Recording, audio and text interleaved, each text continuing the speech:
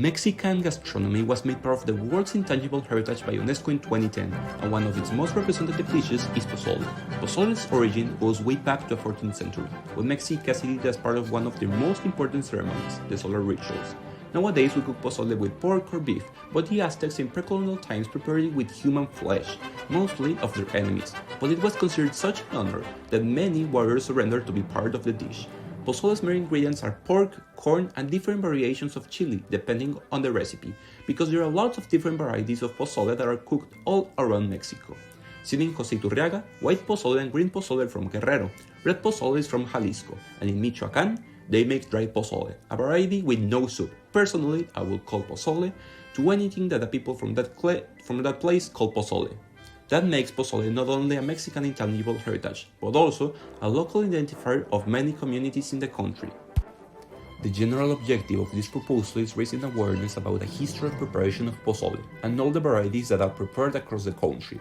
We'll make this by creating a sort of pozole route that points local restaurants where traditional versions of pozole are prepared. This way not only disseminating the living heritage that pozole is, but also helping communities and the local production of pozole gain more tourism. About the dissemination proposal phases. Firstly, we will create a team of experts in advertising, as well as gathering restaurants that want to join the project. Secondly, we'll create a campaign based on audiovisual aid and portrayed in social media. Thirdly, we help the restaurants to advertise themselves as well. This way, we help them get clients with our pozole route, but also random customers who want some place to eat. Lastly, we gather the results, analyze and evaluate them to know if the restaurants are getting customers and compare it with how many people are seeing other advertisements. This proposal is justified in many ways. First, because it preserves and strengthens local and national culture. Culture, as defined by biology, are the shared socially learned knowledge and patterns of behavior. The pattern of behavior in this case will be the cooking of pozole, which has been transmitted through generations since the Aztecs. And what our proposal does is raising awareness of this fact, of the cultural importance of pozole. It also strengthens and reproduces national and local identity, because in words of Ferron and James D., identity, when seen from a social perspective, will be the traits that make us alike and that make us part of a certain category.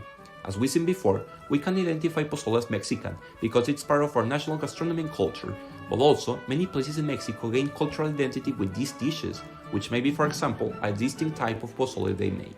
And us, by promoting those dishes and the restaurants that prepared it, we're helping their local identity too. It also encourages appreciation of the heritage. As we've seen, the main purpose of this project is to make people understand the importance of pozole in Mexican culture. So basically, it's all about appreciation of the different varieties of this dish that Mexico has to offer.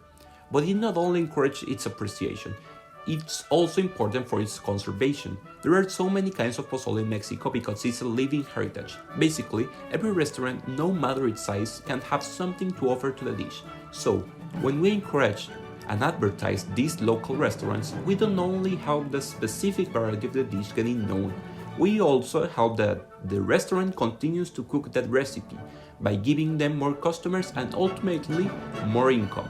This way, that kind of pozole continues being cooked and enjoyed. Lastly, I would like to show you a fragment of an interview that Maria Isabel Cantizani, an experienced chef on the preparation of pozole, gave me the opportunity to record. Bueno, pues sí he cocinado muchas veces pozole. Hay pozole verde y hay pozole rojo. A mí, en lo particular, me gusta más el pozole rojo y a mi familia siempre le ha gustado eso, entonces ese es el que más he hecho.